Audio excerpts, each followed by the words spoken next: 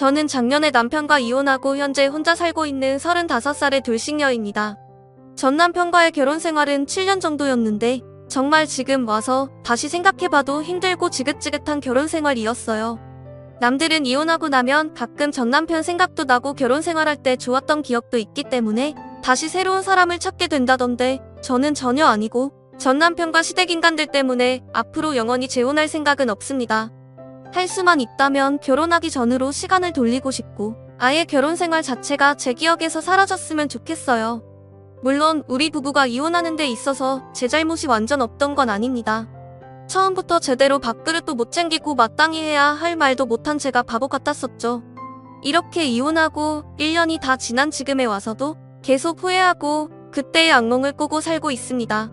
딱 한 가지 후회되는 건 그때 좀 더 시댁을 뒤집어 엎고 욕이라도 더 시원하게 했어야 하는데 더 날뛰지 못했던 게 한으로 남네요. 대체 저를 얼마나 호구로 알았으면 최근에도 그 악마 같은 인간들이 아무렇지 않게 연락을 해가면서 다시 지옥으로 돌아오라 하고 있더라고요. 그 집안 식구들 얼굴이 꿈에 나오면 자다가도 소리를 지르며 일어날 정도인데 나한테 그렇게 못되게 굴고 지금 천벌을 받고 있구나 생각도 들고 기분이 요상하더라고요. 퇴근하고 혼자 집에 들어앉아서 술 한잔하고 있으면 순간 화가 머리끝까지 났다가 시댁 인간들 힘들어서 쩔쩔매고 있을 모습 상상하면 금방 또 기분이 좋아지고 이러다 제가 이상한 사람이 될 것 같네요.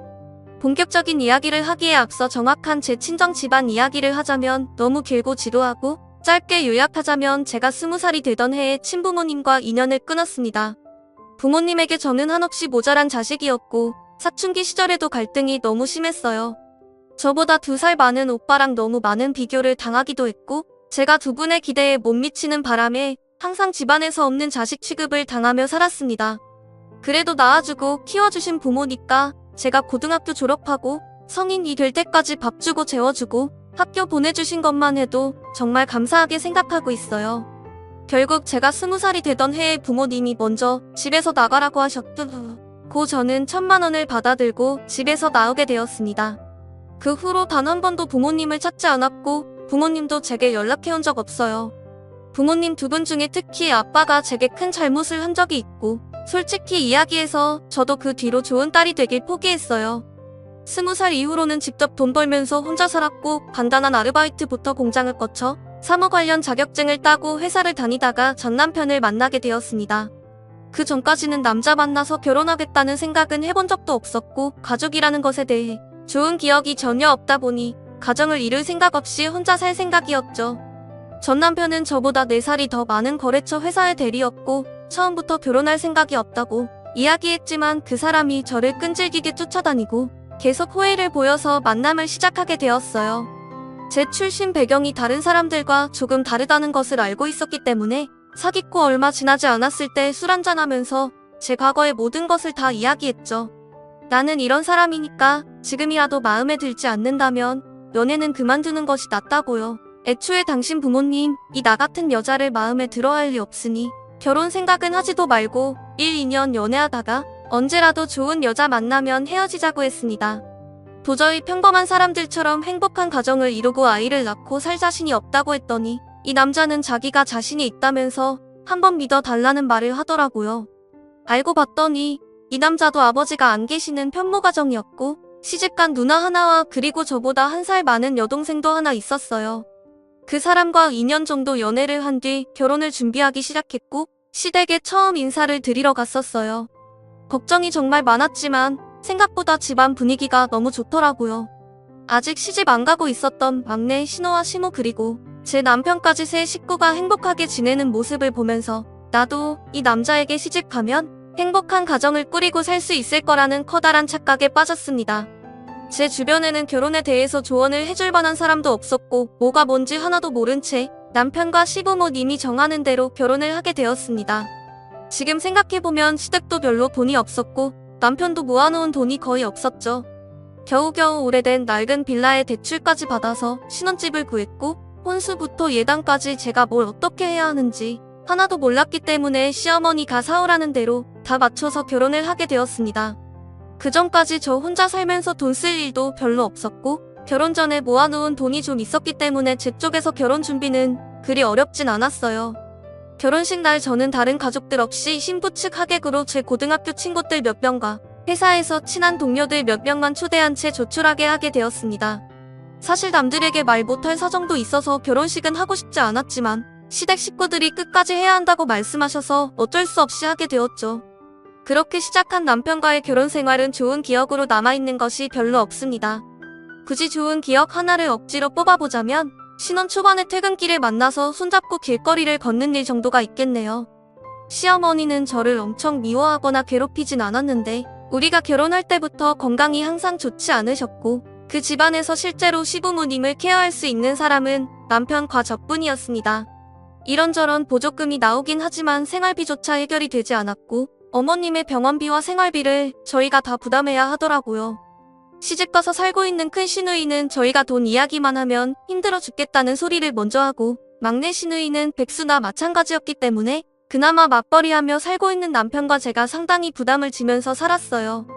둘 다 중소기업을 다니느라 월급도 변변치 않은데 우리 두 사람 생활하고 어머님 병원비와 생활비로 상당한 돈이 빠져나가니까 경제적으로 너무 팍팍하더라고요.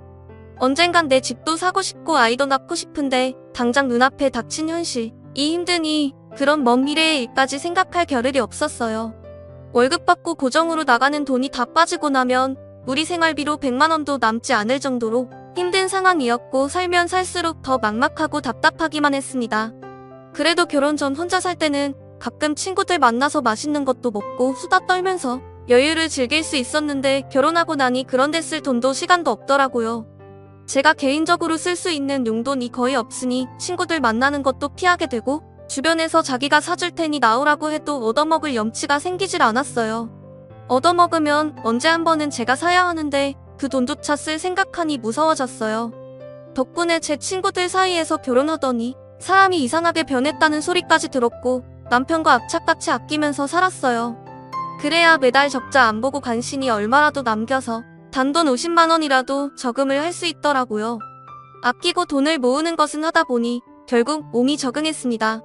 한 푼이라도 더 벌고 모아야 한다는 생각에 아무것도 보이지 않았어요.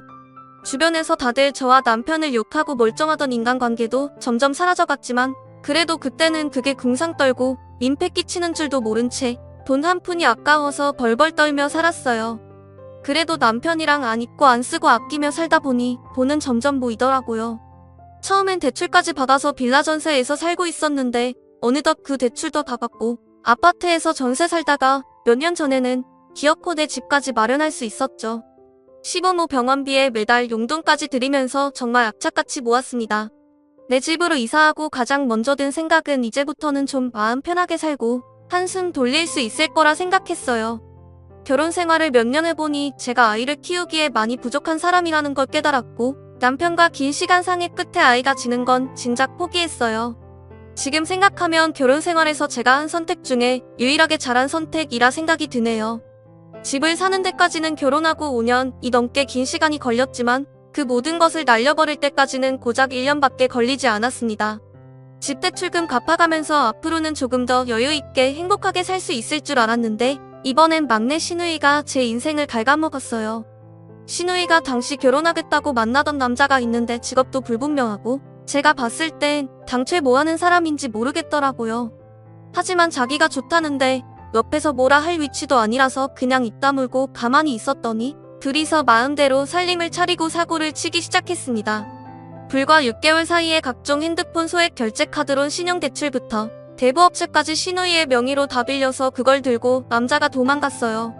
둘이 결혼하면 등이천으로 같이 장사하면서 살자 했다는데 나이를 어디로 먹었는지 그런 사기꾼에게 잘도 속아 넘어가더라고요. 시누이가 대출받은 원금은 2천만 원이 채 안 되지만 대부업체에서 보증서 준 것도 있고 시누이가 어떻게든 자기가 알아서 해보려고 숨기는 사이에 이자가 눈덩이처럼 불어났어요. 거의 5천만 원이 다 된 상태에서야 본인이 어떻게 할 수 없으니 울면서 털어놨습니다. 시누이는 제대로 된 직업도 없고 가끔 아르바이트나 계약직으로 몇 달 정도 하는 일만 했었기 때문에 도저히 그런 빚을 갚을 능력이 없었어요. 이자를 갚기에도 쉽지 않은 일이고 우리 식구들 중에 당장 그런 목돈을 가진 사람이 있을 리가 없잖아요. 저희도 집을 사면서 대출을 받을 만큼 받은 상황이라서 어떻게 하지 못하고 발만 동동 구르고 있었습니다. 결국 어쩔 수 없이 시어머니께서 살고 계시던 전셋집을 내놓고 더 작은 집으로 이사를 가시겠다 하더라고요. 남은 차액으로 시누이 빚을 갚아주시겠다 하는데 어머님 사시는 집을 빼서 그 돈 갚고 나면 전세는커녕 월세로 살아야 할 상황이었죠. 어머님 연세가 있으신데 이제 와서 월세 살기 시작하면 그 월세와 생활비는 대체 누가 감당한단 말입니까? 결국 시누이의 빚은 우리 아파트를 팔아서 갚아줬고 저희 부부는 다시 남의 집 전세 생활로 돌아갔습니다. 남편은 이 정도는 아무 일도 아니라며 처음부터 다시 하면 된다 하는데 막상 저는 눈앞이 캄캄하더라고요. 내가 무엇을 위해 결혼하고 지금까지 개고생을 하며 살았을까 싶었습니다. 20대 나이에 결혼해서 어느덧 30대 중반이 다 되어가고 있는데 다시 결혼 생활 처음으로 돌아가니까 미치고 팔짝 뛸 것 같았습니다. 분한 마음에 남편과 욕도 하고 소리 지르며 싸우는 날들이 반복이었는데 그때 남편이 맨날 제게 했던 말이 원래 가족이라면 서로 이 정도 해주는 건 당연하다 하더라고요.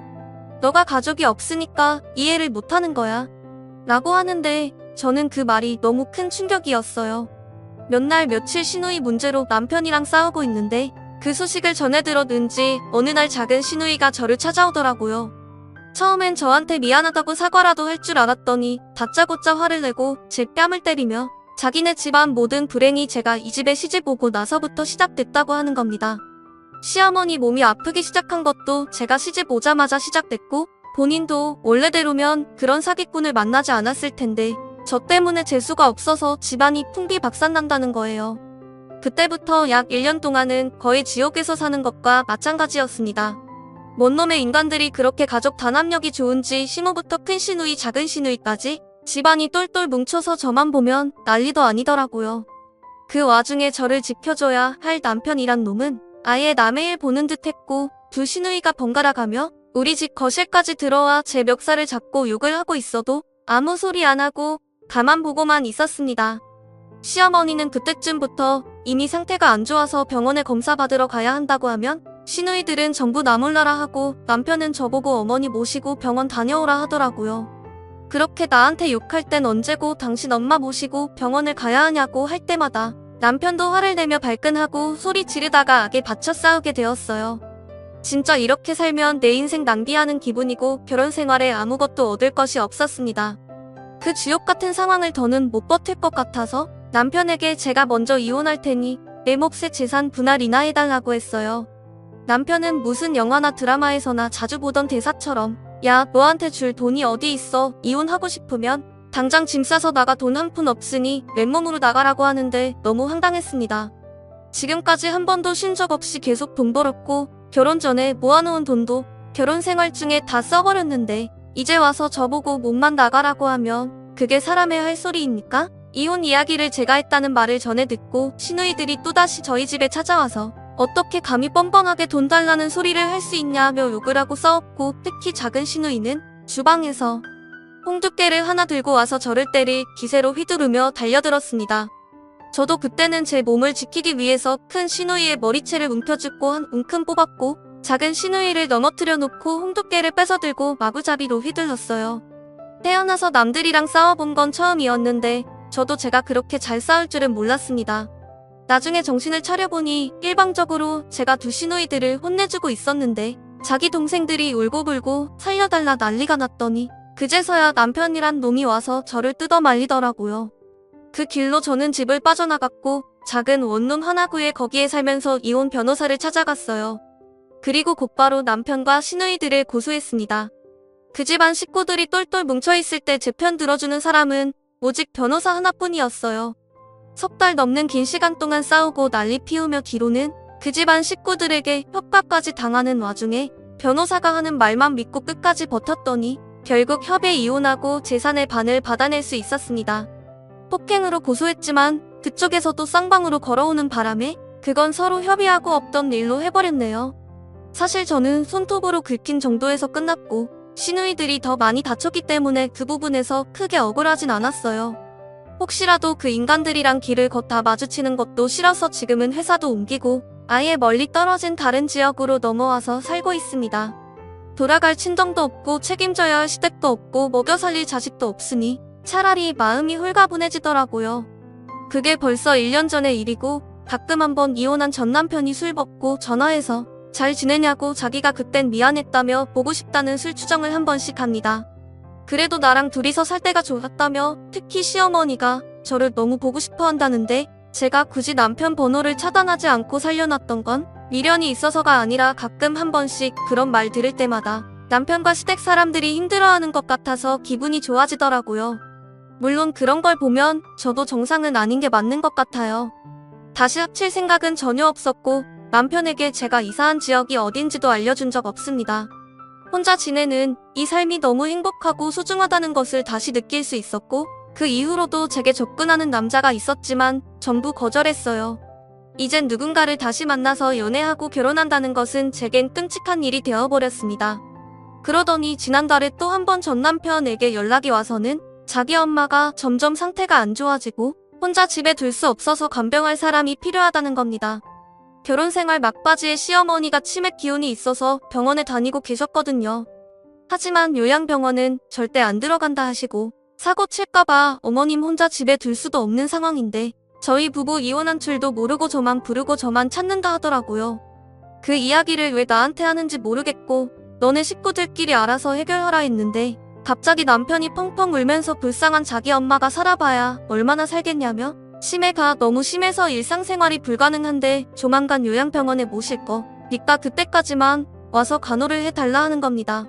저랑 이혼하고 나서 남편은 원래 살던 시어머니 집에 들어가 작은 시누이와 함께 살기 시작했는데 작년에 시누이가 또 다른 남자를 만나서 집을 나가버렸고 현재 전 남편이 어머님과 단둘이 살고 있어요. 낮에 출근하고 나면 몸도 성치 않은 노인네가 혼자 집에 있어야 하는데 남편은 그걸 저보고 와서 어머님 간병도 하고 집안일도 하면서 같이 지내라 하더군요. 저는 뻔뻔한 남편의 말을 들으면서 대체 저 집안 사람들의 뇌구조는 어떻게 되어 있는 건지 궁금해질 정도였어요. 정신 차리라고 지금 우리는 이혼한 남남인데 어떻게 나한테 이런 부탁을 할 수 있냐고 내가 그동안 당신 아는 술주정 들어줬더니 우리가 다시 합치기라도 할 것처럼 착각하고 있는 거라고 이야기했습니다. 앞으로 또 이런 말 할 거면 다신 제게 전화하지 말라고 핸드폰 번호도 차단하겠다고 했더니 전화기 너머로 전 남편이 엉엉 우는 소리가 들리더라고요. 징징대는 소리를 더 듣고 싶지 않아서 끊어버렸지만 그 이후 한참 동안 기분이 정말 좋았어요. 이젠 내가 저 집안에서 일어나는 머리 아픈 사건 사고에 휘말리지 않아도 된다는 것이 가장 큰 이유였죠. 더 이상 연락하고 지냈다가는 끝이 안 좋을 것 같아서 그날 이후로 전 남편 번호를 차단해버렸는데 며칠 전 모르는 번호로 장문의 문자가 와서 처음엔 광고인 줄 알았더니 자세히 살펴보니 막내 시누이더라고요. 자기가 처음부터 끝까지 다 잘못했고 이러다간 오빠가 엄마를 요양원에 내다버릴 것 같다면서 제가 다시 돌아와서 엄마를 돌봐줄 수 없냐고 묻는 겁니다.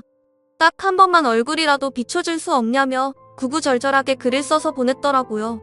그 집안에 딸이 둘이고 아들이 하나인데 삼형제 중에 아무도 자기 엄마 간호하고 모시겠다는 사람이 없구나 싶었어요. 당신들 모두 천벌받는 거라고 지금보다 더 고생해봐야 한다고 답장을 보내려다가 괜히 시비 걸었다가 긁어부스럼 만드는 것 같아서 그냥 시누이의 번호도 차단하고 말았어요. 그 집안 식구들이 저를 찾지 못하게 멀리 떨어진 동네로 이사 오길 정말 잘했다 싶어요. 저는 요즘 직장에서 제가 맡은 일만 열심히 하고 집에 돌아오면 조용히 혼자만의 시간을 보내요. 더 이상 신경 써야 할 사람도 없고 제 얼굴 보면 돈 달라고 하는 사람도 없습니다. 현재 생활에 정말 만족하고 있고 이렇게나마 멀리서 그 집안 식구들 벌받는 모습 보니까 너무 행복하고 기분이 좋네요. 오늘의 사연은 여기까지입니다. 구독과 좋아요, 알림 설정 부탁드려요. 다들 행복하시고 좋은 하루 되세요.